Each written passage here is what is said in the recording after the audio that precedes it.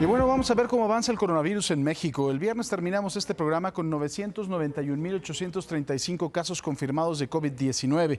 Pasó el fin de semana y de acuerdo con los últimos datos reportados por la Secretaría de Salud, ya tenemos 1.006.522 casos acumulados, 14.687 casos entre viernes, sábado y domingo. De este total, 750.190 personas ya se recuperaron.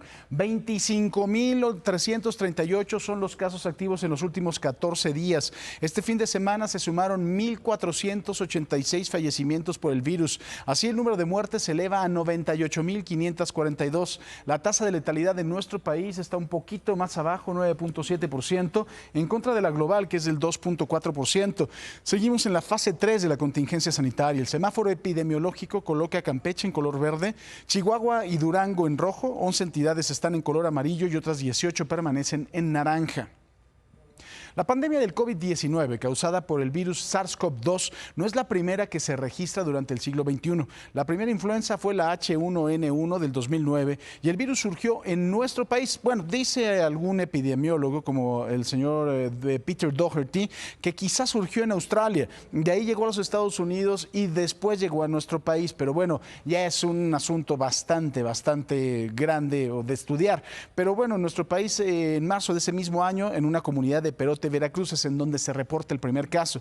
Hasta el 29 de abril, la Organización Mundial de la Salud la declaró como una pandemia. Causó más de 18,000 muertos en México y un estimado de 602,000 personas que se contagiaron. En 1918 surgió la pandemia de gripe española, la peor de la historia. Se calcula que fueron entre 20 y 50 millones de muertos. Bueno, dicen también algunos que fueron hasta 100 millones de muertos. En 1957, la pandemia de gripe asiática dejó más de 2 millones de muertos en todo el mundo. De 1968 a 1969, la pandemia de gripe de Hong Kong, que afectó a más de 50 millones de personas y dejó 1 millón de muertos. Desde ese año, el mundo no enfrentaba una situación similar, que lo estamos viviendo en este momento, y cada día me parece más agresiva y más grave esta pandemia. De acuerdo con una encuesta realizada en 15 países por una empresa dedicada a la investigación de mercados, apenas el 73% de los adultos estaría dispuesto a aplicarse la vacuna en contra del COVID-19 en caso de que alguno de los muchos proyectos en el mundo estuviera ya disponible.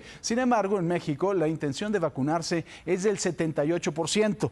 Además, nuestro país es uno de los 5 territorios incluidos en el estudio que no redujo su confianza en la pronta disponibilidad de una vacuna, pues mientras en agosto del 2020 el promedio era del 75%, ahora creció 3 puntos porcentuales.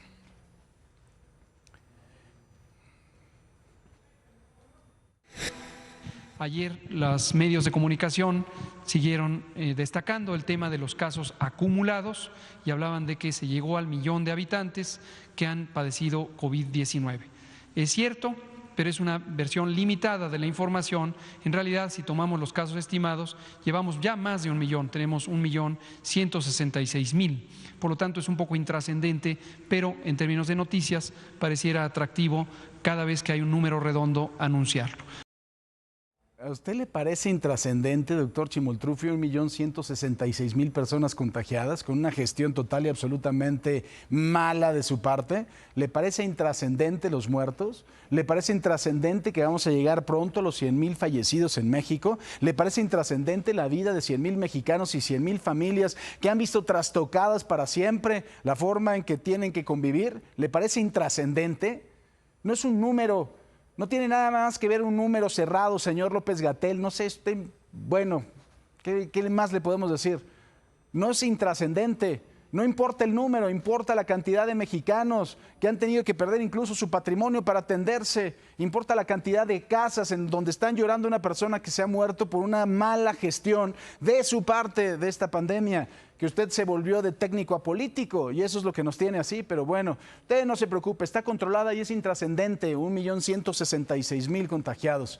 El viernes por la noche, el secretario de Turismo, Miguel Torruco, informó a través de su cuenta de Twitter que a pesar de las medidas preventivas, la sana distancia y cuidados, resultó positivo a la prueba de COVID. Señaló que estará atendiendo sus actividades de manera virtual. Cerró diciendo que pronto estará lista la vacuna para retornar a la normalidad y México saldrá adelante.